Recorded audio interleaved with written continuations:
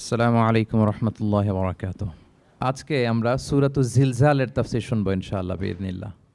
খুব ছোট্ট সূরা, অনেকেরই মুখস্থ আছে এটা। এই সূরাগুলো আমাদের নিয়ম করে সময় করে মুখস্থ করা লাগে না, এগুলো এমনি মুখস্থ হয়ে যায় শুনতে শুনতে। সাধারণত এই ছোট ছোট সূরাগুলো দিয়েই আমাদের রেগুলার সালাহ যখন আমরা পড়ি, এগুলো দিয়ে ইমামতি করা উচিত। আল্লাহর হাবিব সাল্লাল্লাহু আলাইহি ওয়াসাল্লাম বিভিন্ন হাদিসে বলেছেন যে তোমরা যখন ইমামতি করবে তখন তোমার পেছনে যারা আছে তাদের দিকেও খেয়াল রাখবে। রাসূল সাল্লাল্লাহু আলাইহি ওয়াসাল্লাম অত্যন্ত বিবেকবোধ সম্পন্ন একজন ব্যক্তিত্ব ছিলেন। তিনি খেয়াল রাখতেন, যেটাকে আমরা কনসিডারেট বলি। আল্লাহর হাবিব সাল্লাল্লাহু আলাইহি ওয়াসাল্লাম খুব কনসিডারেট ছিলেন, কার কোথায় কী সমস্যা এটা খুব খেয়াল করতেন। And he was a man of six senses. আমরা সিক্স সেন্সের কথা বলি, আমাদের অধিকাংশেরই 4টা সেন্স একসাথে কাজ করে, কারো 5টা 6টা সেন্স কাজ করে, এরকম মানুষ পাওয়া দুষ্কর। আল্লাহর হাবিব সাল্লাল্লাহু আলাইহি ওয়াসাল্লাম অত্যন্ত বিবেকবোধ সম্পন্ন একজন লোক ছিলেন। একবার তিনি সালাত খুব সংক্ষিপ্ত করলেন, তো সাহাবারা জিজ্ঞেস করলেন, ইয়া রাসূলুল্লাহ, এত সংক্ষিপ্ত কেন করলেন সালাত? তখন আল্লাহর হাবিব সাল্লাল্লাহু আলাইহি ওয়াসাল্লাম বললেন যে পেছনে বোনদের নামাজের সেকশনে ওখান থেকে একটা ছোট্ট বাচ্চার কান্নার আওয়াজ আমি শুনছিলাম। আমার মনে হচ্ছিল বাচ্চাটাকে সামলাতে মাটার খুব কষ্ট হচ্ছে, তো এই জন্য আমি সালাদটা সংক্ষিপ্ত করে দিয়েছি। দেখেন কীরকম সেন্সেশন, কতটা কনসিডারেট ছিলেন। একবার আবার আল্লাহর হাবিব সাল্লাল্লাহু আলাইহি ওয়াসাল্লাম মাগরিবের সালাত কিংবা এশার সালাতের কোনো এক সেজদা অনেক লম্বা করে দিলেন। তখন সাহাবার আবার প্রশ্ন করলেন, ইয়া রাসূলুল্লাহ সাল্লাল্লাহু আলাইহি ওয়াসাল্লাম, এত লম্বা দীর্ঘ সেজদা করতে তো ফরজ সালাতে আমরা কখনো দেখি না, কেন করলেন? অসুস্থ হলেন নাকি নামাজের মাঝখানে, অথবা ওহী নাজিল হচ্ছিল নাকি, এরকম কিছু ঘটলো নাকি? তো আল্লাহর হাবিব সাল্লাল্লাহু আলাইহি ওয়াসাল্লাম বললেন যে না, এগুলো কিছুই না, বরং আমার নাতি হাসান আমি সেজদারত অবস্থায় আমার পিঠের উপরে চড়ে বসেছিল, কাঁধের উপরে। তো আমি অপেক্ষা করছিলাম যতক্ষণ না তার খেলা শেষ না হয়, তার প্রয়োজন পূরণ না হয়, ততক্ষণ আমি সেজদায় লুটিয়ে পড়েছিলাম। হাসান যখন নেমেছে, তার প্রয়োজন পূরণ হয়েছে, আমি আবার সেজদা থেকে উঠে দাঁড়িয়েছি। দেখেন কতটা কনসিডারেট ছিলেন। তো এইভাবে আল্লাহর হাবিব সাল্লাল্লাহু আলাইহি ওয়াসাল্লাম ছোট ছোট সূরাগুলো দিয়ে ফরজ সালাতের ইমামতি করতে উদ্বুদ্ধ করতেন। মুআয ইবনে জাবাল রাদিয়াল্লাহু তাআলা আনহুকে উনি মদিনার পাশেই একটা এলাকার ইমাম হিসেবে অ্যাসাইন করেছিলেন। তো ওই এলাকার লোকজন ছিল শ্রমজীবী, ওট দিয়ে তারা পানি নিয়ে খেজুর বাগানে পানি সিঞ্চন করত। সারাদিন পরিশ্রম করে ওনারা সালাতে অংশগ্রহণ করত। তো একবার উনি মাগরিবের সালাতে সূরাতুল বাকারা তেলাওয়াত শুরু করলেন। কোরআনের সবচাইতে ছোট সূরা নাকি সবচাইতে বড় সূরা, 286 আয়াত বিশিষ্ট সূরা। তো ওনারা ছিলেন ক্লান্ত, শ্রান্ত, পরিশ্রান্ত। কেউ কেউ বিরক্ত হয়ে, ক্লান্ত হয়ে নামাজ ছেড়ে দিয়ে একা একা নামাজ পড়ে ফেললেন। পরে আল্লাহর হাবিব সাল্লাল্লাহু আলাইহি ওয়াসাল্লামের কাছে যে তারা অভিযোগ করলেন যে, ইয়া রাসূলুল্লাহ, আপনি যে ইমাম পাঠিয়েছেন উনি তো এমন কাজ করেছে, সূরা বাকারা উনি ধরেছে মাগরিবের সালাতে। রাসূল সাল্লাল্লাহু আলাইহি ওয়াসাল্লাম খুবই ক্ষিপ্ত হলেন, রাগান্বিত হলেন এবং মুআয ইবনে জাবাল রাদিয়াল্লাহু তাআলা আনহুকে ডেকে পাঠালেন। ডেকে তিনি বললেন, আফাত্তানুন আনতা ইয়া মুআয। লিটারালি ফাত্তান শব্দটা ব্যবহার করেছেন যে, মুআয তুমি কি সমাজে ফিতনা ছড়াচ্ছ? তোমাকে পাঠালাম ইমাম হিসেবে, সেখানে তালিম দিবে, তারবিয়া দিবে, ঐক্য ধরে রাখবে, তুমি কি ফিতনা ছড়াচ্ছ সমাজে? তুমি কি ওয়াদ-দুহা ওয়াল-লাইলি ইযা সাজা এরকম সূরাগুলো পারো না? সাব্বিহ ইসমা রাব্বিকাল আ'লা এগুলো তোমার মুখস্থ নাই? ওয়াশ-শামসি ওয়া-দুহাহা এগুলো তোমার জানা নেই? তুমি এত লম্বা সূরা কেন ধরলে মাগরিবের সালাতে? তো তখন তিনি বললেন, যখন তুমি সালাতে ইমামতি করবে ফরজ সালাতে, তখন ছোট ছোট সূরা পড়বে, কেননা তোমার পেছনে অসুস্থ থাকতে পারে, তারপর বয়স্ক কোনো লোক থাকতে পারে, অথবা মুসাফির মসজিদের পাশ দিয়ে সফর করতেছিল, ভাবলো জামাত চলতেছে, জামাতটা ধরি, ঢুকেই যদি দেখে যে আপনি সূরা বাকারা তেলাওয়াত করতেছেন, তো তার জন্য তো কঠিন হয়ে যাবে কোপ আপ করা, কন্টিনিউ করা। তো এই জন্য ছোটো ছোটো সূরাগুলো আল্লাহর হাবিব সাল্লাল্লাহু আলাইহি ওয়াসাল্লাম পড়তে আমাদেরকে উৎসাহিত করেছেন ফরজ সালাতের, যখন আমরা ইমামতি করব। তো এইরকম একটি সূরা হচ্ছে সূরাতুজ জিলজাল, এটা আমাদের প্রায় সকলেরই মুখস্থ। তো আমরা আসুন প্রথমে আমরা সরল বঙ্গানুবাদ শুনি এই সূরাটার, তারপর এই সূরা থেকে কিছু রিফ্লেকশন আমরা শেয়ার করার চেষ্টা করব ইনশাআল্লাহ বিইذনিল্লাহ। আমি শুরুতে সূরাটার সরল বঙ্গানুবাদ আপনাদের সাথে শেয়ার করছি। আউযু বিল্লাহি মিনাশ শাইতানির রাজিম। বিতাড়িত শয়তান থেকে মহান আল্লাহ তাআলার কাছে পানাহ চাচ্ছি। বিসমিল্লাহির রহমানির রহিম। পরম করুণাময় অসীম দয়ালু আল্লাহ তাআলার নামে শুরু করছি। ইযা জুলজিলাতিল আরদু জিলজালাহা, যখন পৃথিবীকে ভয়ঙ্করভাবে প্রকম্পিত করা হবে। ওয়া আখরাজাতিল আরদু আথকালাহা, আর পৃথিবী তার ভেতরে থাকা সব ভারী বস্তুগুলোকে উদ্গীরণ করে দিবে, বের করে দিবে। ওয়াকাল আল ইনসানু মা লাহা, আর মানুষ বলবে এই পৃথিবীর কি হলো। ইয়াউমা ইদিন তুহাদ্দিসু আখবারাহা, সেদিন পৃথিবী তার সব খবর বলে দিবে। বিআন্না রাব্বাকা আওহা লাহা, কারণ তার রবই তাকে এমনটি করতে আদেশ করেছেন বা প্রত্যাদেশ দিয়েছেন। ইয়াউমা ইদিন ইয়াসদুরুন নাসু আশতাতান লিয়ারাউ আ'মালাহুম, সেদিন মানুষগুলো দলে দলে বের হবে যাতে করে তাদের আমলনামা তাদের কাছে পেশ করা যায়। ফামান ইয়া'মাল মিসকালা যাররাতিন খায়রান ইয়ারাহ, যে ব্যক্তি অনুপরিমাণ ভালো কাজ করেছে সেটা সে দেখতে পাবে। ওমান ইয়া'মাল মিসকালা যাররাতিন শাররান ইয়ারাহ, আর যে ব্যক্তি অনুপরিমাণ মন্দ কাজ করেছে, কোনো খারাপ কাজ করেছে, সেটাও সেদিন দেখতে পাবে। সাদাকাল্লাহুল আযীম। এই হচ্ছে সূরাতুজ জিলজালের সংক্ষিপ্ত বঙ্গানুবাদ। এবার আসুন এই সূরা থেকে কিছু রিফ্লেকশন, কিছু তাফসির আমরা শেয়ার করি। প্রিয় ভাইয়েরা, এই সূরাটা নাজিলের একটা প্রেক্ষাপট আছে। সাহাবাদের মধ্যে একটা ধারণা জন্মেছিল যে আমরা যদি খুব ছোট ছোট ভালো কাজ করি এইটা বোধহয় সওয়াব হবে না, বা মিজানের পাল্লা এটা তেমন একটা রেকগনাইজ করা হবে না। অথবা অনেক সাহাবাদের মধ্যে এরকম ধারণা ছিল যে আমরা খুব সামান্য সামান্য ছোট খারাপ কাজ করলে এটার হয়তো এরকম পাপ হবে না বা শাস্তি হবে না। তো ওনাদের মনে যখন এরকম একটা ধারণা তৈরি হলো, তখন আল্লাহ তাআলা এই সূরাটা নাজিল করেছেন। বিশেষ করে এই সূরার শেষের 2 আয়াত, যেখানে আল্লাহ তাআলা বলছেন ফামান ইয়া'মাল মিসকালা যাররাতিন খায়রান ইয়ারা, যে না, তোমরা ছোট্ট ভালো করলে সেটাও দেখতে পাবা সেদিন তোমাদের আমলনামাতে। ওমান ইয়া'মাল মিসকালা যাররাতিন শাররান ইয়ারা, এবং ছোট্ট খারাপ কাজ করলে সেটাও তোমরা তোমাদের আমলনামায় দেখতে পাবে। তো সাহাবাদের এই চিন্তা, এই ধারণাটাকে ভুল প্রমাণ করবার জন্য, তারা যে ভুল ধারণা করছেন এটা বোঝাবার জন্য, জানাবার জন্যই আল্লাহ তাআলা বেসিকলি সূরাতুজ জিলজাল তিনি নাজিল করেন। এই সূরাটি কোরআনের ধারাক্রম অনুসারে 99তম সূরা। কোরআনের যে ধারাক্রম, সূরা ফাতিহা দিয়ে শুরু, তারপরে বাকারা, তারপর আলে ইমরান, সেই ধারাবাহিকতায় এটা কত নম্বর সূরা? 99 নম্বর সূরা। এবং সূরাটি মাদানী সূরা। কি সূরা?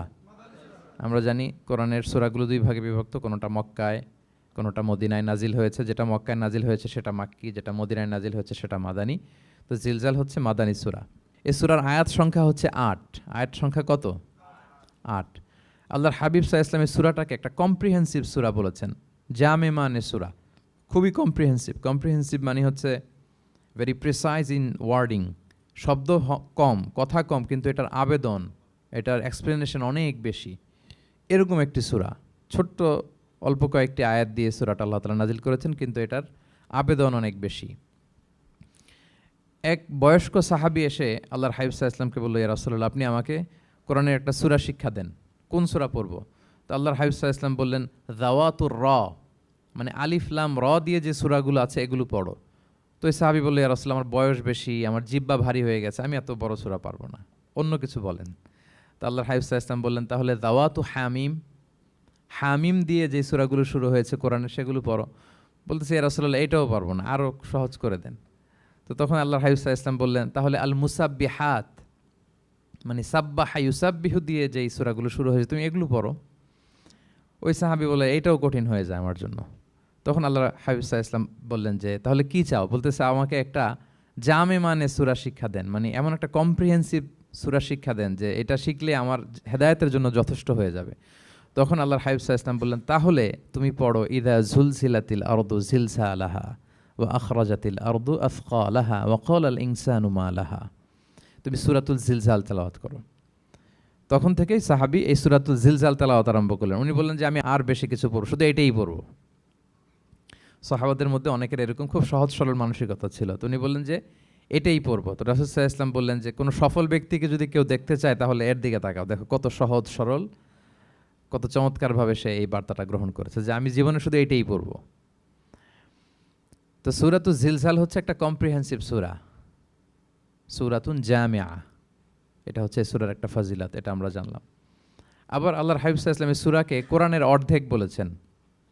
আল্লাহর হাবিব সাল্লাল্লাহু আলাইহি ওয়াসাল্লাম ইরশাদ করেছেন, ইদা জুলসিলাতিল আরদু তা'দিলু নিসফাল কোরআন। সূরাতুল জিলজাল এটা কোরআনের অর্ধেক, কোরআনের অর্ধেক। আপনারা এরকম শুনেছেন যে সূরা ফাতিহাকে বলা হয় কোরআনের অর্ধেক, তারপর সূরাতুল ইখলাসকে বলা হয় সুলুসুল কোরআন, কোরআনের 1/3। তো এটার অর্ধেক বলার কারণ হচ্ছে কোরআনে অর্ধেক বলা হয়েছে দুনিয়ার কথা, অর্ধেক বলা হয়েছে আখিরাতের কথা, পরজগতের কথা, লাইফ আফটার ডেথের কথা। তো যেহেতু এই সূরাটা আখিরাতকে কাভার করে, তাই সেজন্য কেমন যেন এই সূরাটা পুরো কোরআনের অর্ধেক। আল্লাহ তাআলা আমাদেরকে, আমরা যখন আল্লাহর কাছে কল্যাণ কামনা করি, আল্লাহ বলেছেন এইভাবে বলো, রব্বানা আতিনা ফিদ দুনিয়া হাসানা ওয়া ফিল আখিরাতি হাসানা ওয়া কিনা আযাবান্নার। হে আল্লাহ, আপনি দুনিয়ার কল্যাণ আমাদেরকে দান করেন, পরজগতের কল্যাণ দান করেন, আমাদেরকে আগুনের শাস্তি থেকে রক্ষা করেন। তাহলে দুনিয়া আখিরাত দুইটার কম্বিনেশনে। সো সূরা জিলজাল যেহেতু আখিরাতকে কাভার করে, তাহলে এটা কোরআনের অর্ধেক। এটা কি কোরআনের অর্ধেক? তা'দিলু নিসফাল কোরআন। সূরাতুজ জিলজাল তা'দিলু নিসফাল কোরআন, এটা কোরআনের অর্ধেক। তাহলে দুইটা আমরা ফাদিলাত বা ভার্চু জানতে পারলাম এই সূরার। এক নম্বর হচ্ছে এটা একটা কম্প্রিহেন্সিভ সূরা, কম্প্রিহেন্সিভ সূরা। দুই নম্বরে জানতে পারলাম এটা কোরআনের অর্ধেক, নিসফুল কোরআন।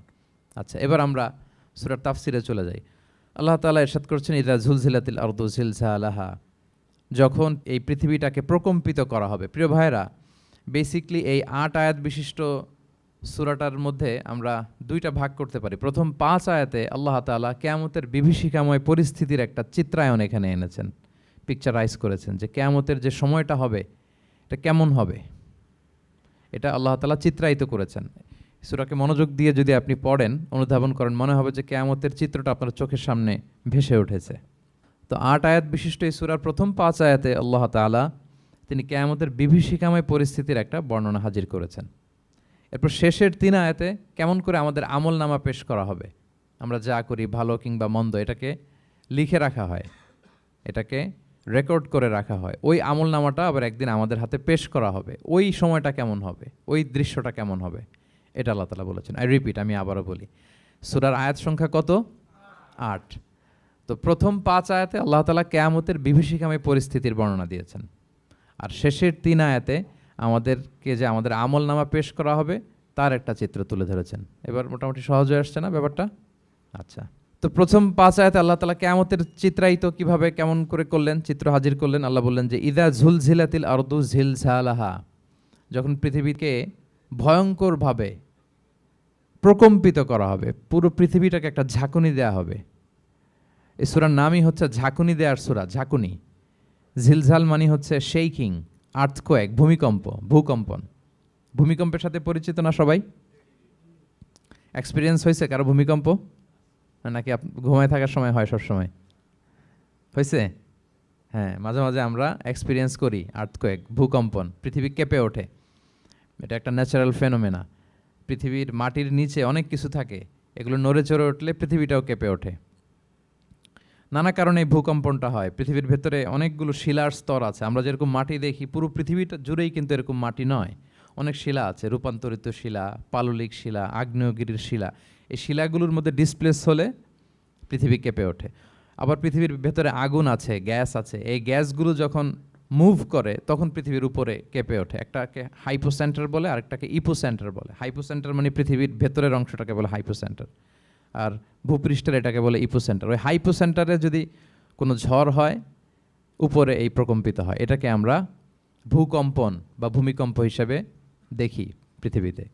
তো এই পৃথিবীতে অনেক বড় বড় ভূমিকম্প আমরা দেখেছি। জাপানে, আমার গত বছর একটা সফর ছিল জাপানে, তো সকাল বিকেল ভূমিকম্প হয়। এখানে তো আমরা 6 মাস 1 বছর ভূমিকম্প দেখি, ওখানে সকালে বিকেলে একটু একটু করে কাঁপতেছে। এর কারণ হচ্ছে ওইটা এমন একটা এলাকায় পড়েছে, প্যাসিফিক ফায়ার রিংস বলে, একটা প্লেটের উপর, 7টা ট্যাকটনিক প্লেটের উপর আল্লাহ তাআলা পৃথিবীকে সেট করেছেন। ওই ট্যাকটনিক প্লেটগুলো যদি একটার সাথে একটা ঘর্ষণ হয়, অনেক এনার্জি রিডিউস করে, ওইখান থেকে পৃথিবীর উপরে এরকম ভাইব্রেশন শুরু হয়, এই প্রকম্পনটা শুরু হয়। তো জাপানের বিভিন্ন সময় আমরা বড় বড় ভূমিকম্পের কথা শুনেছি। ওদের কান্টো সিটি আছে একটা, অনেক বড় ভূমিকম্প হয়েছিল 1920 সালে, লাখখানেক লোক মারা গিয়েছে। আপনাদের সুনামির কথা মনে থাকবার কথা, সুনামির কথা মনে আছে? কত সালে? 2004 সালে। এই ভূমিকম্পে পুরো একটা মহাদেশ কেঁপে উঠেছিল, দ্য এন্টায়ার এশিয়া, পুরো এশিয়াটা কেঁপে উঠেছিল। এটাকে আন্ডারসি মেগাথার্স্ট আর্থকোয়েক বলে। এত ভয়ঙ্কর ভূমিকম্প হয়েছে যে পুরো, মাঝে মাঝে ভূমিকম্পে তো 1-2টা দেশ আক্রান্ত হয়, এটা পুরো একটা মহাদেশ কেঁপে উঠেছিল। ওই ভূমিকম্পের কারণে ইন্দোনেশিয়াতে প্রায় 2.5 লাখ লোক মারা গিয়েছে, 2.5 লক্ষ। বান্দা আছে সুমাত্রাতে। হাইতিতে একবার একটা ভূমিকম্প হয়েছে আর অনেক আগে, লক্ষ লক্ষ লোক মারা গিয়েছে। তো এই যে ভূমিকম্প এর নামে আল্লাহ তাআলা বেসিকলি এই সূরাটা দিয়েছেন। তবে পৃথিবীবাসী যেই ভূকম্পন এক্সপিরিয়েন্স করেছে, কিয়ামতের সময় যে ভূমিকম্প হবে ওটা কি ওই রকম হবে? হ্যাঁ, ওটা ভয়ঙ্কর ভূমিকম্প হবে, মারাত্মক ভূমিকম্প। আল্লাহ তাআলা বলছেন, ইয়া আইয়ুহান নাসু তাকু রাব্বাকুম ইন্না জালজালাতাস সাআতি শাইউন আযীম। হে মানুষেরা, তোমরা আল্লাহকে ভয় করো আর তোমরা জেনে রেখো কিয়ামতের যে ভূমিকম্পটা হবে সেটা শাইউন আযীম। আযীম শব্দটা আল্লাহ যে কোনো জায়গায় ব্যবহার করেন না, যেটা খুব ভয়ঙ্কর হয়, মাত্রাতিরিক্ত, লিমিট ছাড়িয়ে যায়, ওটার ক্ষেত্রে আল্লাহ তাআলা আযীম বলেন। আল্লাহর হাবিব সাল্লাল্লাহু আলাইহি ইসলামের আচরণ, ওনার ক্যারেক্টারিস্টিক্স বলতে যে আল্লাহ এই শব্দ ব্যবহার করেছেন, ওয়া ইন্নাকা লাআলা খুলুকিন আযীম। নবী হে, আপনি সুমহান চরিত্রের উপর প্রতিষ্ঠিত, মানে এই চরিত্রের মধ্যে দাগ ফেলতে পারে এরকম কেউ নেই। সো আযীম শব্দটা কোরআনের যত জায়গায় ব্যবহার করেছেন, আল্লাহ নিজের ক্ষেত্রে বলেছেন সূরা আয়াতুল কুরসির শেষে, ওয়া হুয়াল আলিয়ুল আযীম, তিনি হচ্ছেন আলী এবং আযীম, সুমহান। তো কিয়ামতের এই ভূকম্পনের ক্ষেত্রে আল্লাহ তাআলা এই আযীম শব্দটা ব্যবহার করেছেন, ইন্না জালজালাতাস সাআতি শাইউন আযীম। এটা মারাত্মক হবে সেদিনকার ভূমিকম্প, সাধারণ ভূমিকম্প নয়। ইযা রুজ্জাতিল আরদু রাজ্জা ওয়া বুসাতিল জিবালু বাসসা, পুরো পৃথিবীটা একসাথে কেঁপে উঠবে, পাহাড়গুলো ভেঙে চুরে তছনছ হয়ে যাবে। এটা হবে বেসিকলি যখন ইসরাফিল আলাইহিস সালাম উনি ট্রাম্পিটে ফুৎকার দিবেন, হুইসেল দিবেন সিঙ্গার মধ্যে, নফিখা ফিস সূর, সূরের মধ্যে যখন তিনি ফুৎকার দিবেন। আপনারা ইসরাফিল আলাইহিস সালামের একজন ফেরেশতা, ওনার নাম শুনেছেন না? হ্যাঁ, one of the major angels, major একজন ফেরেশতা। আল্লাহ তাআলা ওনাকে সৃষ্টিই করেছেন এই বিশাল হুইসেলে একটা ফুৎকার দেওয়ার জন্য, আর কোনো কাজ নাই। ওনার অ্যাসাইনমেন্ট এই একটাই, সৃষ্টির পর থেকে আজ অবধি বিশাল হুইসেলটা নিয়ে আল্লাহর আরশের দিকে তিনি তাকিয়ে আছেন, অপলক নেত্রে, পলকও ফেলেন না চোখের, যে কখন আল্লাহ তাআলা অর্ডার করবেন, করার সাথে সাথে ফুৎকার দিবেন তিনি। আবার না দেরি হয়ে যায়, আবার না আল্লাহর আদেশ পালনে কোনো গাফলতি হয়ে যায়। সৃষ্টির পর থেকে ওনার একটাই অ্যাসাইনমেন্ট, এই বিশাল সুর ট্রাম্পিট নিয়ে হুইসেল দেওয়ার জন্য আল্লাহর আরশের দিকে তাকিয়ে আছেন। যে মুহূর্তে আমরা এখন কথা শুনছি এখনও তাকিয়ে আছেন উনি। 3টা ফুৎকার দেওয়ার জন্য আল্লাহ তাআলা ওনাকে সৃষ্টি করেছেন। প্রথম ফুৎকারটাকে বলে নাফখাতুল ফাজা, যে ফুৎকারের সাথে সাথে মানুষগুলো তটস্থ হয়ে যাবে, পৃথিবীর মানুষ তটস্থ হয়ে যাবে। যখন তটস্থ হবে তখন কি অবস্থা হবে সেটাই আল্লাহ তাআলা এই সূরার প্রথম আয়াতে বললেন, যে ইদা জুলজিলাতিল আরদু জিলজালাহা, যখন পুরো পৃথিবীকে প্রকম্পিত করা হবে মারাত্মকভাবে। ইসরাফিল আলাইহিস সালাম প্রথম যে ফুৎকারটা দিবেন তখন পুরো পৃথিবী কেঁপে উঠবে, মারাত্মকভাবে কেঁপে উঠবে। তারপরের যে ফুৎকার দিবেন তখন সব মরে যাবে, আমরা পৃথিবীতে কেউই বেঁচে থাকবো না, তখন মানুষ মরে যাবে, জিন জাতি মরে যাবে, সমস্ত ফেরেশতারাও মরে যাবে।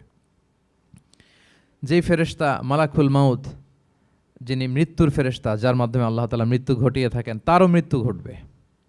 সে আল্লাহ তাআলার কাছে বলবে, আল্লাহ, পৃথিবীর সবাই মরেছে, আপনার আদেশ অনুযায়ী মানুষ, জিন, ইবলিস সবাইকে আমি মৃত্যু দিয়েছি, তাদের রূহ কবজ করেছি, এখন কি হবে? আল্লাহ তাআলা বলবেন, এখন তুমি মরবে, মুতিয়া মালাকুল মাউত, এখন তুমি মরো। মালাকুল মাউত তখন মারা যাবে। এত ভয়ঙ্কর একটা চিৎকার দিয়ে মালাকুল মাউত জগৎ থেকে বিদায় নিবে।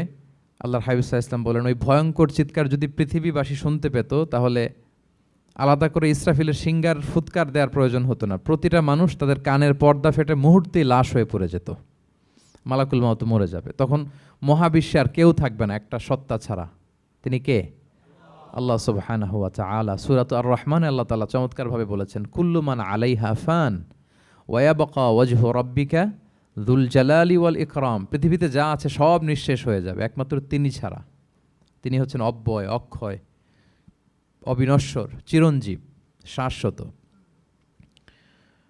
এরপর কেউ যখন থাকবে না, আল্লাহ তাআলা ইসরাফিল আলাইহিস সালামকে আবার জীবিত করবেন, তখন তিনি সর্বশেষ হুইসেলটা দিবেন, আবার জীবিত হয়ে তিনি লাস্ট 3 নম্বর হুইসেলটা দিবেন। লাস্ট হুইসেলটা যখন দেয়া হবে তখন জমিন থেকে সব মৃত লাশগুলো আবার জীবিত হয়ে দাঁড়াতে শুরু করবে। মিনহা খালাকনাকুম ওয়া ফিহা নুঈদুকুম ওয়া মিনহা নুখরিজুকুম তারাতান উখরা, মাটি থেকে বানিয়েছি, মাটির কবরে তোমাদের পাঠিয়েছি, আবার মাটি থেকে তোমাদেরকে উত্থিত করা, আবার সবাই উঠবে। এই 3টা হুইসেল দেওয়ার জন্য আল্লাহ তাআলা সাইয়েদনা ইসরাফিল আলাইহিস সালামকে সৃষ্টি করেছেন। তো ওনার প্রথম হুইসেল দেওয়ার পরে কি অবস্থা হবে, কি রিয়াকশন হবে, ওইটা আল্লাহ তাআলা সূরাতুল জিলজালের প্রথম আয়াতে বললেন, ইযা জুলজিলাতিল আরদু জিলজালাহা, যখন পুরো পৃথিবীটা প্রকম্পিত হবে, মারাত্মকভাবে প্রকম্পিত হবে। ওয়া আখরাজাতিল আরদু আসকালাহা, আর যখন জমিন তার ভেতরে থাকা ভারী বস্তুগুলোকে উদ্গীরণ করে দেবে, বমি করে বের করে দেবে, ভমিটিং করবে বা নিক্ষেপ করবে।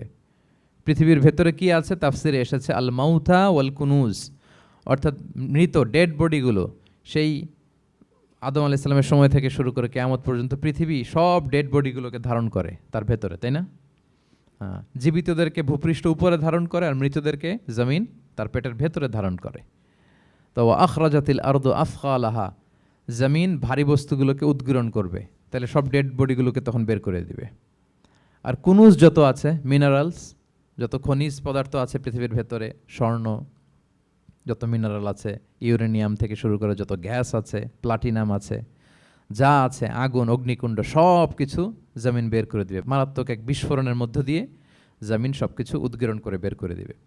তাহলে দেখেন, কিছুটা সামহাও আপনাদের সামনে চিত্রায়িত হচ্ছে না কিয়ামতটা কেমন হবে? যদি একটু কল্পনা করেন যেভাবে আল্লাহ তাআলা বলছেন যে ইদা জুলজিলাতিল আরদু জিলজালাহা, পুরো পৃথিবীটা প্রকম্পিত হবে। ও আখরাজাতিল আরদু আফখালাহা, জমিন তার ভেতরের বস্তুগুলো বের করে দিবে, ভারী বস্তুগুলো, অর্থাৎ ডেড বডি এবং যত খনিজ পদার্থ আছে সেগুলো। ওয়াকাল আল ইনসানু মা লাহা, মানুষ বলবে পৃথিবীর হলো কি, হোয়াটস হ্যাপেনিং, কি হচ্ছে, কি হলো পৃথিবীর, পৃথিবী এরকম কেন করতেছে? যে আয়াতটা বলেছিলাম যে ইন্না জালজালাতাস সাআতি শাইউন আযীম, সেখানে আল্লাহ তাআলা বলছেন ইয়াউমা তারাউনাহা তাযহালু কুল্লু মুরদিআতিন আম্মা আরদাআত ওয়া তাদউ কুল্লু যাতি হামলিন হামলাহা ওয়া তারান নাসা সুকারা ওয়া মা হুম বিসুকারা ওয়ালাকিন্না আযাবাল্লাহি শাদীদ। মানুষের ফার্স্ট রিয়াকশন কি হবে এই আর্থকোয়েকের পরে? এই আয়াতে চমৎকারভাবে আল্লাহ তাআলা বলছেন। আল্লাহ বলছেন যে পরিস্থিতিটা এত ভয়ঙ্কর হবে, কারণ এরকম ভূকম্পন তো পৃথিবীবাসী দেখেনি। এত মারাত্মক ভূমিকম্প হবে যে দুধ খাওয়াচ্ছে এরকম মা তার দুধের বাচ্চার কথা ভুলে যাবে। আল্লাহু আকবার। দেখেন এখানে উপমাটা কীরকম। সাধারণত দুধের বাচ্চার প্রতি মায়ের আলাদা একটা টেক কেয়ার থাকে, মানে তাকে রেখে এদিক সেদিক যায় না, গেলেও চোখে চোখে রাখে, বা কোথাও গেলেও অন্যকে বলা যায় তুমি একটু দেখো, কি এরকম করে না? দুধের বাচ্চা তো সে খুবই ছোট বাচ্চা, তার আলাদা কেয়ারের প্রয়োজন হয়, এক্সট্রা কেয়ারের প্রয়োজন হয়। তো দুধ খাওয়ায় ব্রেস্ট ফিডিং মাদার কখনো তার বাচ্চাকে চোখের আড়াল করতে দেয় না বা চায় না। আল্লাহ বললেন যে তখন পরিস্থিতি এত ভয়ানক হবে যে নিজের দুধের বাচ্চার কথাই মা ভুলে যাবে। তারপর এখনও পরিপূর্ণ হয়নি পেটের ভেতরে বাচ্চা, এরকম মা যারা আছে গর্ভবতী, সাধারণত কয় মাস পরে বাচ্চা ডেলিভারি হয়? 8 মাস 9 মাস পরে। দেখা যাবে যে 2 মাসের বাচ্চা, এখনও ভ্রূণ, 3 মাসের বাচ্চা, 4 মাসের বাচ্চা। এই ভয়ঙ্কর পরিস্থিতির চোটে যত গর্ভবতী নারী আছে সব মুহূর্তে ডেলিভারি করে দেবে, মুহূর্তে, ইনস্ট্যান্ট। ও তাদাউকুল দাতু হামলিন হামলাহা, যত মা আছে গর্ভবতী সবাই, প্রেগনেন্ট মহিলারা মুহূর্তে ডেলিভারি করে দেবে, প্রি ম্যাচিউরড বেবি, কেউ ভ্রূণ, কেউ 3 মাসের, কেউ 4 মাসের বাচ্চাগুলো ডেলিভারি হয়ে যাবে। মানুষগুলো পঙ্গপালের মতো দৌড়াতে থাকবে, বিক্ষিপ্ত পতঙ্গের মতো দৌড়াতে থাকবে মানুষ। আর বলবে ওয়াকাল আল ইনসানু মা লাহা, মানুষ তখন, মানুষের ফার্স্ট রিয়াকশন হবে যে মা লাহা, কি হলো, হোয়াটস হ্যাপেনিং, কি হচ্ছে, কিছুই বুঝতে পারতেছি না, মা লাহা, পৃথিবীর কি হলো। ইয়াউমা ইদিন তুহাদ্দিসু আখবারাহা, সেদিন পৃথিবী সব কিছু বর্ণনা করে দিবে, সব বয়ান দিয়ে দিবে। আমরা এই পৃথিবীর উপরে জমিনে যা করি সব কিন্তু পৃথিবীর মধ্যে রেকর্ডেড থাকে। জমিন সেদিন বয়ান দিবে, সেদিন আসলে সব কিছুই বয়ান দিবে। জমিন বয়ান দিবে, হাত পা সাক্ষী দিবে, যেখানে মানুষ যে সমস্ত জিনিসের মাধ্যমে, যেই টুলসগুলোর মাধ্যমে পাপ করেছে, অন্যায় করেছে, সব কিছু সেদিন সাক্ষী দিবে। আর সব সাক্ষীর বড় সাক্ষী হবে সেদিন এই জমিন। জমিন হবে সেদিন রাত সাক্ষী। জমিন হবে কি সাক্ষী? রাত সাক্ষী। ইয়াউমা ইদিন তুহাদ্দিসু আখবারাহা, আল্লাহ জমিনকে বলবে এবার তুমি পাপের বয়ান দাও, রাত সাক্ষী হয়ে তুমি বয়ান দাও, কি কি ঘটেছে তোমার উপরে। কারণ আমরা যত পাপই করি না কেন, যত কাজই করি না কেন, সব জমিনের উপরই করি, তাই না? তো জমিন সেদিন বয়ান দিবে, সাক্ষী দিবে। ইয়াউমা ইদিন তুহাদ্দিসু আখবারাহা। জমিন কিভাবে সাক্ষী দিবে, জমিন কিভাবে কথা বলবে? আল্লাহ তাআলা বলছেন বিআন্না রাব্বাকা আওহা লাহা, কারণ তার রব জমিনকে সেদিন কি করেছে? আদেশ করেছে, প্রত্যাদেশ করেছে। আল্লাহ তাআলার আদেশে জমিন সেদিন কথা বলবার সুযোগ পাবে, সব বয়ান দিবে, কি কি হয়েছে জমিনের ভেতর, কি কি অন্যায় হয়েছে, কি কি পাপ হয়েছে, কি কি সংগঠিত হয়েছে, সব ধরে ধরে জমিন সেদিন বর্ণনা করবে। তাহলে প্রথম 5টা আয়াত আমরা বলে ফেললাম, যে প্রথম 5টা আয়াতে কিয়ামতের বিভীষিকামী পরিস্থিতির একটা পিকচারাইজেশন পাইছেন আপনারা? ভয় লাগতেছে আপনাদের? ভয় লাগতেছে? সেদিনকার পরিস্থিতি কেমন হবে খুব সংক্ষিপ্ত পরিসরে একটা বর্ণনা আমাদের সামনে আসছে না? এই 5 আয়াতে চলে আসছে। কিন্তু ভয়ঙ্কর হবে সেই দিনটা, কেউ কাউকে চিনবে না। ইয়াউমা ইয়াফিরুল মারউ মিন আখিহি ওয়া উম্মিহি ওয়া আবিহি ওয়া সাহিবাতিহি ওয়া বানিহি লিকুল্লি ইমরিইম মিনহুম ইয়াউমা ইযিন শা'নুন ইউগনি। ভাই ভাইকে দেখে পালাবে, পরিচয় দিবে না। বন্ধু বন্ধুকে দেখে পালাবে। স্বামী স্ত্রীকে দেখে পালাবে, প্রিয়তমা স্ত্রীকে পরিচয় দিবে না। কলেজের টুকরা সন্তানকে পরিচয়, কেউ কাউকে চিনবে না। সবাই নাফসি নাফসি, সবাই নাফসি নাফসি। কোনো পোশাক ছাড়া বস্ত্রহীন হয়ে উঠবে। আম্মা জান আয়েশা রাদিয়াল্লাহু তাআলা আনহা বিষ্ণু ইসলামকে বলবেন, ইয়া রাসূলুল্লাহ, তাহলে মানুষ কি লজ্জিত হবে না বস্ত্রহীন অবস্থায় উঠলে? তখন রাসূল সাল্লাল্লাহু আলাইহি ওয়াসাল্লাম বললেন, লিকুল্লি ইমরিইম মিনহুম ইয়াউমা ইযিন শা'নুন ইউগনি। প্রত্যেকের এমন একটা ভয়ঙ্কর অবস্থা হবে যে তার গায়ে কাপড় আছে কি নাই, সে কীরকম অবস্থায় আছে এটাই সে ভুলে যাবে। মানে ওই টেন্ডেন্সিই তার থাকবে না। এত ভয়ঙ্কর হবে সেদিনটা। সেই ভয়ঙ্করতম দিনে আল্লাহ তাআলা আমাদেরকে হেফাজত করুক। আল্লাহর হাবিব সাল্লাল্লাহু আলাইহি ওয়াসাল্লাম বলেছেন, সে ভয়ঙ্করতম দিনে আল্লাহর সুশীতল আরশের নিচে 7 শ্রেণীর লোকজন ছায়া পাবে। ওই 7 শ্রেণীর অন্তর্ভুক্ত যেন আমরা হতে পারি, আল্লাহ তৌফিক দান করুক। সম্মানিত ভাইয়েরা, তাহলে সূরা জিলজালের 8 আয়াত বিশিষ্ট সূরার প্রথম 5 আয়াত আমরা কভার করলাম। আমরা বলেছি যে প্রথম 5 আয়াতে আল্লাহ তাআলা কিয়ামতের বিভীষিকাময় পরিস্থিতির বর্ণনা দিয়েছেন, সেটা গেল। পরের 3 আয়াতে কি নিয়ে আলোচনা করা হয়েছে বলেন তো দেখি, মনে আছে কিনা? হ্যাঁ, আমল কিভাবে পেশ করা হবে, আমল নামা, সেটা নিয়ে আল্লাহ তাআলা বলেছেন। আল্লাহ তাআলা শুরু করছেন, আল্লাহ বলছেন যে ইয়াউমা ইযি ইয়াসদুরুন নাসু আশতাতা। সেদিন মানুষগুলো দলে দলে বের হবে, দলে দলে এসে বের হবে। কেন?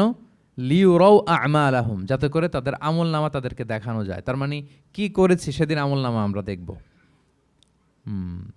ইয়াউমা ইযি ইয়াসদুরুন নাসু আশতাতাল লিউরাউ আমালাহুম, যাতে করে তাদের আমল নামা তাদেরকে দেখানো যায়। তার মানে সেদিন আমরা আমাদের আমল নামা দেখব, কি করেছি না করেছি সব সেদিন সে আমল নামায় থাকবে। তো আমল নামাটা 2 ভাবে দেয়া হবে। হাদিসে এসেছে, কোরআনের আয়াতও এসেছে। নেককার লোকদের আমল নামা ডান হাতে দেয়া হবে, সামনের দিক থেকে। আর পাপাচারী, সীমালঙ্ঘনকারী, জালিমদের আমল নামা পেছন থেকে বাঁ হাতে দেয়া হবে, পেছন থেকে এনে বাঁ হাতে। আর নেককারদের সামনে থেকে ডান হাতে। আল্লাহ তাআলা যেন আমাদেরকে ডান হাতে আমল নামা দান করেন। এই কথাটা আল্লাহ চমৎকার ভাবে বলছেন, ফাআম্মা মান উতিয়া কিতাবাহু বিয়ামিনিহি ফাসাউফা ইউহাসাবু হিসাবান ইয়াসিরা। সেদিন আল্লাহ তাআলা যাকে ডান হাতে আমলনামা দিবে তার হিসাবটা সহজ হবে। আল্লাহর হাবিব সাল্লাল্লাহু আলাইহি ওয়াসাল্লাম সব সময় এই দোয়াটা করতেন, আল্লাহুম্মা হাসিবিনা হিসাবান ইয়াসিরা। হে আল্লাহ, আপনি আমার হিসাবটাকে সহজ করেন। হে আল্লাহ, আপনি আমার হিসাবটাকে সহজ করেন। এই দোয়াটা আপনারাও পড়বেন, আল্লাহুম্মা হাসিবিনা হিসাবান ইয়াসিরা। দেখেন, আল্লাহর হাবিব সাল্লাল্লাহু আলাইহি ওয়াসাল্লামের ব্যাপারে বলা হয়েছে গফিরা লাহু মা তাকাদ্দামা মিন যামবিহি ওয়া মা তাআখার। আল্লাহর হাবিব সাল্লাল্লাহু আলাইহি ওয়াসাল্লামের আগের পরের সব গুনাহ মাফ। আদতে তো গুনাহই নাই, নিষ্পাপ ছিলেন তিনি, মাসুম। নবীরা হচ্ছেন মাসুম। তারপরেও আল্লাহর হাবিব সাল্লাল্লাহু আলাইহি ওয়াসাল্লাম এই দোয়াটা করতেন, আল্লাহুম্মা হাসিবিনা হিসাবান ইয়াসিরা। এরপরও তিনি এই দোয়াটা সবসময় করতেন। তাহাজ্জুদের সালাতে দাঁড়িয়ে থাকতে থাকতে ওনার পা ফুলে যেত। সিজদায় যে কাঁদতে কাঁদতে জামা ভিজিয়ে ফেলতেন, হাত্তা বাল্লা লিহিয়াতাহু, দাড়ি ভিজিয়ে ফেলতেন, হাত্তা বাল্লা হাজারাহু, জামা ভিজিয়ে ফেলতেন, হাত্তা বাল্লাল আরদা, সিজদায় পরে কাঁদতে কাঁদতে জমিন ভিজিয়ে ফেলতেন। তো আম্মা জান আয়েশা রাদিয়াল্লাহু তাআলা আনহা বলতেন, ইয়া রাসূলুল্লাহ, এত কষ্ট কেন করেন? আপনার পা ফুলে যায়, কাঁদতে কাঁদতে আপনি হয়রান হয়ে যান। আল্লাহ তো বলেছেন যে আপনার আগের পরের সব গুনাহ মাফ। আল্লাহর হাবিব সাল্লাল্লাহু আলাইহি ওয়াসাল্লাম বলতেন, আফালা উহিব্বু আন আকুনা আবদান শাকুরা। হে আয়েশা, আমি কি শুকরগুজার বান্দা হতে পছন্দ করব না? আল্লাহ তাআলা আমাকে ক্ষমা করেছেন, আমাকে স্পেশাল স্ট্যাটাস দিয়েছেন। এই যে আল্লাহ তাআলার বিশেষ অনুগ্রহ, এটার শুকরিয়া স্বরূপ আমি কি তার কাছে নিজেকে পেশ করব না? তো দেখেন, আল্লাহর হাবিব সাল্লাল্লাহু আলাইহি ওয়াসাল্লাম যার কোনো গুনাহ নাই, তিনিও দোয়া করতেন, আল্লাহ আমার হিসাবটা সহজ করো। সেদিন যার হিসাব সহজ হবে তার জন্য সব কিছু মিলে যাবে, তার মুক্তি। আর যদি আল্লাহ হিসাব কঠিন করে, হাদিসে এসেছে, আল্লাহ যদি কাউকে জিজ্ঞেস করে, মান নুকিশা উযযিবা। নুকিশা এসেছে নিকাশ থেকে। আমরা বাংলা একটা কথা বলি না, হিসাব নিকাশ। নিকাশ বলেন আপনারা? নিকাশ, হিসাব নিকাশ বলেন। নিকাশটা আরবি শব্দ। মান নুকিশা উযযিবা, যার নিকাশ নেওয়া হবে, হিসাব নিকাশ নেওয়া হবে, উযযিবা, তাকে আল্লাহ শাস্তি দেবে। যদি বলে এটা করলা কেন, ওখানে গেলা কেন, এটাতে জড়িত হইলা কেন, এই কেন কেনর প্রশ্নবাণে যদি আল্লাহ তাআলা আমাদের জর্জরিত করেন, তাহলে অবস্থা খারাপ। আল্লাহ আমাদেরকে হেফাজত করুক। আর যাকে আল্লাহ তাআলা অনুগ্রহ করবেন, অনেক আল্লাহ তাআলা এইভাবে অনুগ্রহ করবেন, আল্লাহ বলবেন তুমি যে এই পাপটা করছিলা মনে আছে? তখন বান্দা বলবে আল্লাহ মনে আছে, আমি স্বীকৃতি দিচ্ছি, অ্যাকনোলেজ করছি আল্লাহ আমি পাপী, আল্লাহ আমি ভুল করে ফেলেছি। আল্লাহ বলবে এটা দুনিয়ার কেউ জানে না, আজকে আমিও জানাবো না কাউকে, যাও তুমি আমার এই ডান হাতের নিচ দিয়ে জান্নাতের ভেতরে ঢুকে যাও। আল্লাহুম্মা জাআলনা মিনহুম, আল্লাহুম্মা জাআলনা মিনহুম, আল্লাহুম্মা জাআলনা মিনহুম ইয়া রাব। আল্লাহ তুমি আমাদেরকে তাদের অন্তর্ভুক্ত করো, আমরা পড়ি আমিন। আল্লাহর হাবিব সাল্লাল্লাহু আলাইহি ওয়াসাল্লাম বলতেন আল্লাহুম্মা হাসিবিনা হিসাবান ইয়াসিরা, আল্লাহ আপনি আমাদের হিসাবকে সহজ করুন। ফাআম্মা মান উতিয়া কিতাবাহু বিয়ামিনিহি, তাহলে হিসাব সহজ হবে কাদের? যাদেরকে আল্লাহ কোন হাতে আমলনামা দিয়েছেন? ডান হাতে। ফাসাউফা ইউহাসাবু হিসাবান ইয়াসিরা, তাদেরকে সহজভাবে হিসাব নেওয়া হবে। ওয়ায়ানকালিবু ইলা আহলিহি মাসরুরা, তারা তাদের পরিবারের সাথে খুব আনন্দ উৎফুল্লতার সাথে মিলিত হবে। আর ওয়া আম্মা মান উতিয়া কিতাবাহু ওয়ারাআ যাহরি, আর যাদেরকে পেছন থেকে আমলনামা দেয়া হবে বা হাতে, ফাসাউফা ইয়াদউ সুবুরা, তারা মৃত্যু কামনা করবে, সেদিন মৃত্যু, ধ্বংস কামনা করবে, তারা নিজেদের ধ্বংস। ওয়ায়াসলা সাঈরা, আর তারাই জাহান্নামে অন্তর্ভুক্ত হবে, জাহান্নামে তারাই প্রবেশ করবে। বলে আয়াযু বিল্লাহ, নাউযু বিল্লাহ, আল্লাহ আমাদেরকে তুমি হেফাজত করো। তাহলে আমলনামার পর্বটা কেমন হবে? আল্লাহ বলছেন ইয়াউমা ইযি ইয়াসদুরুন নাসু আশতাত, দলে দলে মানুষ উঠবে, কবর থেকে আসবে, লিউরাউ আমালাহুম, যাতে করে তাদের আমলনামা তাদেরকে দেখানো হয়। আর আমলনামা কারো আসবে সামনে থেকে ডান হাতে, কারো আসবে, আমরা যেন ডান হাতে পাই নাকি? এই ফরিয়াদ, এই প্রার্থনা আমরা আল্লাহর কাছে করি। এবার আমলনামা পেয়ে গেলাম আমরা সবাই হাতে, এবার আল্লাহ তাআলা আমাদেরকে বলবেন তোমরাই একটু পড়ো তোমাদের আমলনামা। ইকরা ইকরা কিতাবাকা কাফা বিনাফসিকা আল-ইয়াউমা আলাইকা হাসিবা, পড়ো তোমার আমলনামা, হিসেবের জন্য তুমিই যথেষ্ট আজকে। ধরেন আজকে আপনার গণিত পরীক্ষা গেছে, ধরেন অঙ্ক পরীক্ষার পরে যার খুব কনফিডেন্স ভালো, ভালো গণিত জানে, সে আসলে আগে থেকেই জানে যে আমি 100তে 100, তার একটা নিজের হিসেব নিকেশ আছে না নাকি? হ্যাঁ।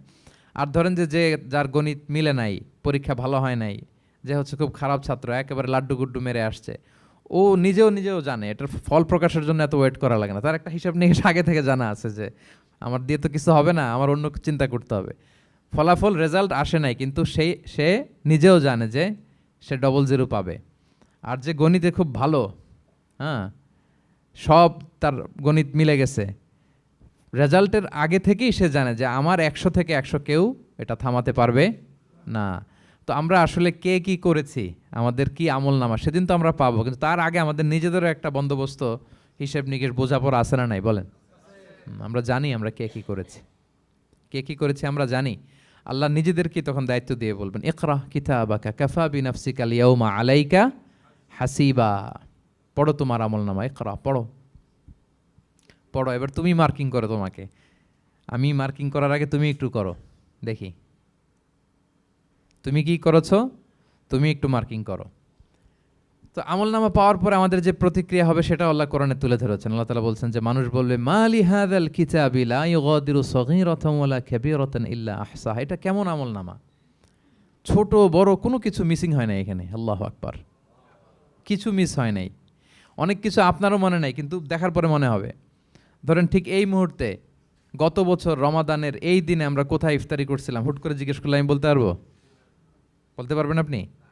কিন্তু হিসাব কেউ মিলাই দিলে তখন মনে করবে ও তাই তো, আমি তো ওই সময় এটা করছি, ওই সময় তো ওইখানে ছিল। আমলনামা দেখে মানুষের ফার্স্ট রিয়াকশন হবে মালি হাযাল কিতাবি লা ইউগাদিরু সগীরাতান ওয়ালা কাবীরাতান ইল্লা আহসাহা, এটা কেমন আমলনামা, সব মিলে যাচ্ছে, তাই তো, এমনটাই তো করেছি আমি।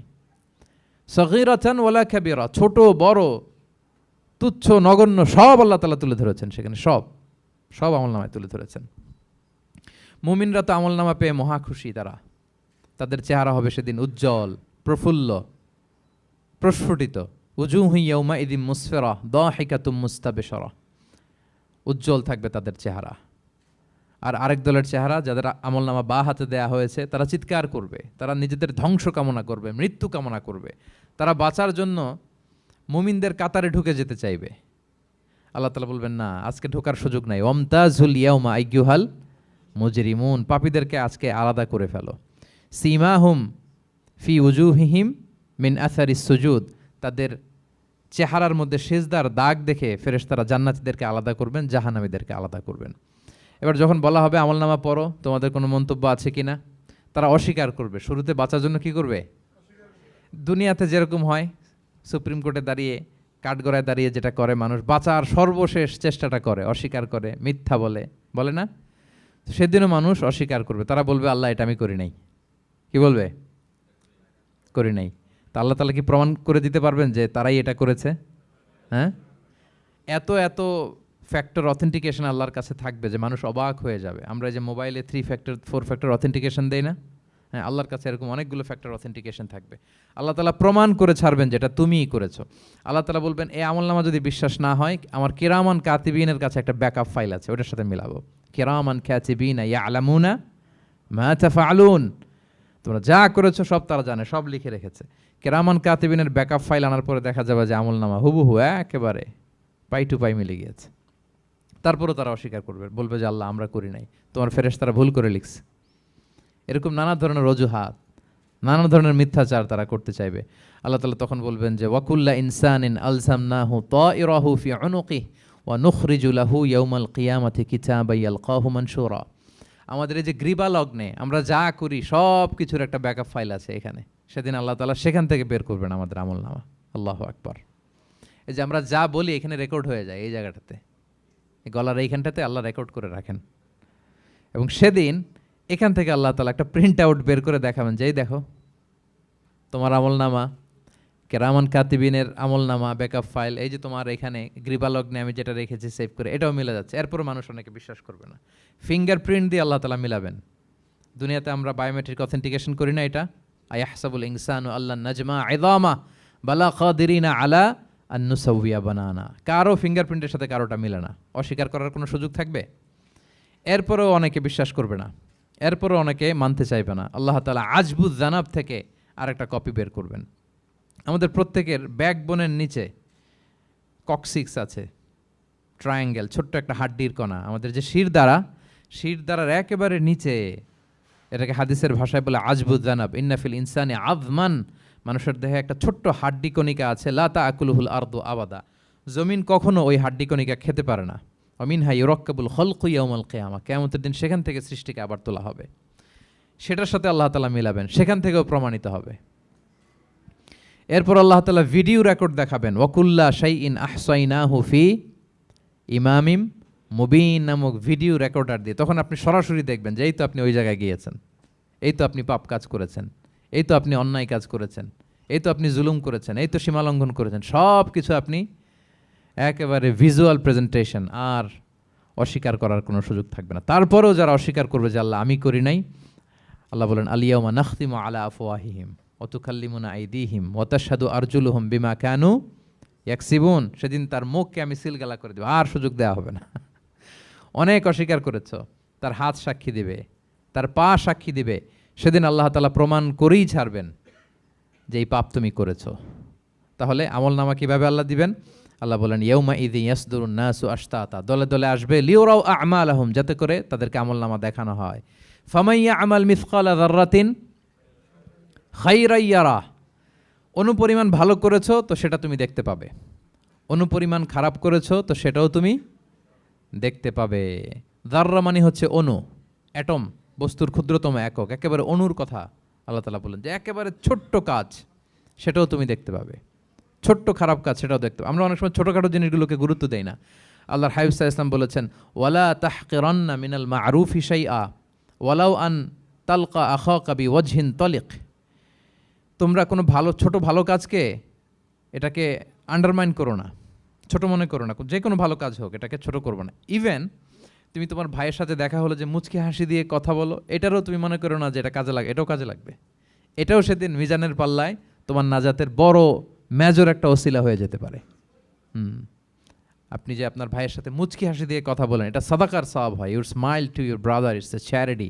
তাবাসসুমুকা ফি ওয়াজহি আখিকা সাদাকা, দেখলেন সালাম দিলেন, একটা মুচকি হাসি, এটা সাদাকা দেয়ার সওয়াব। সুবহানাল্লাহ, এটাও সেদিন কাজে লেগে যাবে। সো ফামাইয়া আমাল মিসকালা যাররাতিন খাইরান ইয়ারা ওয়া মাইয়া আমাল মিসকালা যাররাতিন শাররান ইয়ারা। ছোট্ট ভালো কাজ যদি করো সেটাও দেখবে, ছোট্ট খারাপ কাজ যদি করো সেটাও দেখতে পাবে। যত ছোট ভালো কাজ করেন, রাস্তায় একটা ধরেন যে কলার ছোলা পড়েছিল, ভাবলেন যে এইটা সরাই দেয় একটু, আমি ইমাতাতুল আদা আনিত তরিক হবে, মানুষ পিছলে পড়লে পা ভাঙবে, তো এই ময়লাটা একটু সরাই দিলেন। কলার একটা ছোলা পড়েছিল, খোসা এটা ফেলে দিচ্ছেন, দেখবেন যে ওই দিন এটাও রেজিস্টার করা আছে, এটাও লেখা। একজনকে মুরব্বী একজন আসছে, আপনার বসার সিট ছিল, ওনার সিট ছিল না, উঠে দাঁড়িয়ে তাকে বসার সুযোগ করে দিয়েছে, ওই দিন দেখবেন যে এটাও লেখা, এটার জন্য অনেক সওয়াব রেজিস্ট্রেশন করা আছে। একজন রাস্তা দিয়ে যাচ্ছিল, জিজ্ঞেস করতেছে ভাই যে এই জালান অমুকটা কোথায়, তো আপনি বলে দিলেন যে জালান গুম্বাকটা তো এইদিকে, তো সে আপনার কারণে ওই দিন সঠিক পথে যেতে পারলো। আপনার কাছে মনে হয়েছে ছোট্ট ফিউ সেকেন্ডসের একটা নেক কাজ, কিন্তু সেদিন দেখবেন আমল নামায় সেটাও লেখা। আবার এরকম ছোট্ট ফামাইয়া আমাল মিসকালা যাররাতিন শার, ছোট্ট আপনি একটা গালি দিয়েছেন কাউকে, কারোর ব্যাপারে, এর ব্যাপারে ওর কাছে যে কান ভারী করছেন, ফেসবুকে একটা বাজে কমেন্ট করে দিয়েছেন, দেখার কেউ নাই, ধরার কেউ নাই, দিলাম একটা গালি, দেখবেন যে ওই দিন সব একেবারে ক্ষুদ্র থেকে ক্ষুদ্রতর অনুপরিমাণ খারাপ কাজ, ভালো কাজ সব সেদিন আমলনামায় তুলে রাখবে কে? আল্লাহ সুবহানাহু ওয়া তাআলা, তিনি সেদিন আমলনামায় সব তুলে রাখবেন। সো আমরা কোনো ভালো কাজকে যেন তুচ্ছ মনে না করি, কোনো খারাপ কাজের সাথে যেন জড়িত না হয়, যত ছোট হোক। শয়তানের ওয়াসওয়াসায়, প্রবৃত্তির ধোকায় পড়ে, নফসের ধোকায় পড়ে কখনোই যেন পাপের কাজে আমরা পা না বাড়াই, এবং প্রত্যেকটা পাপকেই যেন আমরা ভয়ঙ্কর মনে করি যে না, এটা আমার জন্য কাল হয়ে দাঁড়াতে পারে। আর প্রতিটা ভালো কাজ করার ক্ষেত্রে যেন আমরা প্রতিযোগিতা করি, আর এই মাইন্ডসেট যেন থাকে যে না, এটা আমাকে বাঁচাতে পারে সেদিন। কি বলেন, ঠিক কিনা? তাহলে আল্লাহ তাআলা শেষ করলেন ফামাইয়া আমাল মিসকালা যাররাতিন খাইরান ইয়ারা। প্যাস লেগে যায় না? লেগে যায়, স্বাভাবিক। আগে খাইরান, পরে শাররান। অনুপরিমাণ ভালো করলে সেটাও সে সেদিন কি পাবে, অনুপরিমাণ খারাপ করলেও পাবে। দেখেন, এটা একটা আশা জায়গা নিয়েছে আমাদের, কিন্তু হোপফুল করে, তাই না? আমরা অনেক সময় এমন হয় যে ভালো কাজ করছি, কেউ দেখে নাই। হ্যাঁ, আপনি এই আয়াতটা খেয়াল করবেন যে না, কেউ দেখে নাই, কিন্তু দেখেছে কে? আল্লাহ দেখেছেন, উনি দেখলেই চলবে, আমার আমলনামা এটা ঠিকই থাকবে। কোনো এক কারণে সমাজের সবাই আপনাকে ভুল বুঝেছে, misunderstanding, everyone got you wrong, আসলে আপনি ঠিক ছিলেন। সবাই পরিস্থিতি, সামাজিক, এটা সেটা, এরকম হয় না যে সবাই ভুল বুঝতেছে, আসলে আপনি ঠিকই করছেন। সবাই ভুল বুঝুক, আপনার আমলনামায় সেটা ভালো কাজ হিসেবে লেখা থাকবে, ঠিক কিনা? অনেক সময় ঠকায় লোকজন, আমাদেরকে ঠকায় নানাভাবে, আমরা হয়তো তার সাথে পেরে উঠি না। মাঝে মাঝে কিছু ভিডিও আমি দেখি, এই আপেল বিক্রি করতেছে, কি অদ্ভুত ব্যবসায়ী, তো দেখাচ্ছে খুব ভালো ভালো আপেল, আপনারা দেখেছেন কিনা জানি না। সে আবার ওই পলিথিনের ভেতরে পচা নষ্ট আপেলগুলোর কয়েকটা প্যাকেট করে রাখে, তো আপনি বেছে বেছে যেই ভালো আপেলে দিবেন সেটাই সে নিয়ে প্যাকেটে দিয়ে দিচ্ছে। মাপটাপ করার পরে আপনি যখন টাকা বের করতেছেন বা অন্যমনস্ক, হুট করে সে ওই পচা আপেলের ওইটা, আপনার একই পলিথিন, একই ওজনের তার একটা হিসাব থাকে, ওইটা ধরায় দিচ্ছে। তা আপনি কোত্থেকে আপেল কিনছেন, বাসা হয়তো অনেক, বাসায় যেয়ে দেখেন সর্বনাশ, কি টসটসে পাকা আপেলগুলো বেছে বেছে দিলাম, এখন দেখি পচা, তো ওরে তো আর পাবেন না, ওরে আর ধরাও হইল না। আপনি ভাবছেন হিসাবটা এখানেই শেষ? হ্যাঁ, এখানেই শেষ না, lot of unsettled issue yet to be settled. এরকম অনেক কিছু আছে দুনিয়াতে আপনি সেটেল করতে পারেন নাই, সেটেল হবে সেদিন। দ্য কনসেপ্ট অফ আখেরা যদি না থাকতো, this worldly life would be a joke. আখেরা বলে যদি কিছু না থাকতো, এই পৃথিবীটা আসলে একটা জোক ছিল, জোক। কেটে টুকরা টুকরা করে বস্তাবন্দি করে ফেলে রাখছে ডোবার মধ্যে, কেউ দেখে নাই, হদিস নাই, এটার সাক্ষীও পাওয়া, বিচারও হচ্ছে না। আর বিচারের যে দীর্ঘসূত্রিতা, আপনি ভাবছেন শেষ, এখানেই শেষ? Not that easy brother. একদিনে ঋণ তাকে শোধ করতে হবে। ফামাইয়া আমাল মিসকালা যাররাতিন খাইরান ইয়ারা ওমাইয়া আমাল মিসকালা যাররাতিন শাররান ইয়ারা। ছোট্ট ছোট্ট ভালো যেখানে আল্লাহ লিখে রাখবেন, এই বড় বড় লোক ঠকানো, জুলুম, অপরাধ, এগুলোর বিচার হবে না একদিন? বলেন, বিচার হবে। তাহলে কনসেপ্ট অফ আখেরা, এটা আমাদেরকে আশাবাদী করে। এই যে আমরা কেউ দাদা হারিয়েছি, বাবা হারিয়েছি, আমরা বিশ্বাসীরা আমরা হতাশ হই না, আমরা বিশ্বাস করি আমি তো আমার বাবাকে পাচ্ছি ওইখানে, তো ক্ষণিকের একটা সময়। দুনিয়ার জীবনটা কি ক্ষণিকের। দিস দুনিয়া কম্পেয়ার টু আখেরা ইজ নাথিং, অ্যাবসলিউটলি নাথিং। আখেরাতের তুলনায় এটা তো কিছুই না। আমার দাদাকে পাবো, বাবাকে পাবো, তার মানে আখেরা, কনসেপ্ট অফ আখেরা আমাদেরকে হোপফুল করে, আশাবাদী করে। দুনিয়াতে আমাকে ভুল বুঝেছে, মানুষ ঠকিয়েছে, আমি অনেক কিছুর বিচার পাই না, আমি সেদিন পাবো, তো আপনাকে হোপফুল করছে না, এটা আশাবাদী করছে না? আখেরাত আমাদেরকে কি করে? আশাবাদী করে। যত জুলুম, অত্যাচার, যেগুলোর বিচার এই দুনিয়াতে হয় নাই, সেদিন সে বিচারটা হবে। ফামাইয়া আমাল মিসকালা যাররাতিন খাইরান ইয়ারা ওমাইয়া আমাল মিসকালা যাররাতিন শাররান ইয়ারা। প্রিয় ভাইরা, তাহলে পেয়েছেন সূরাতুজ জিলজালের আলোকে কিয়ামতের বিভীষিকাময় চিত্র, এবং কেমন করে আমলনামা আমাদের সামনে পেশ করা হবে। আপনাদের কাছে ক্লিয়ার হয়েছে? আল্লাহ তাআলা আমাদের সবাইকে ডান হাতে আমলনামা দিয়ে ধন্য করুক। আমরা যত নেক কাজ করেছি, ভালো কাজ করেছি, সবগুলোর বদলা, প্রতিদান, রিওয়ার্ড যেন আমরা সেদিন পাই। আল্লাহ তৌফিক দান করুক। আল্লাহ আমাদেরকে কোনো হিসাব ছাড়া বিনা হিসাবে জান্নাতে হিসেবে কবুল করুক। আল্লাহ তাআলা আমাদের সবাইকে কথাগুলো বোঝা আর আমল করার তৌফিক দান করুক।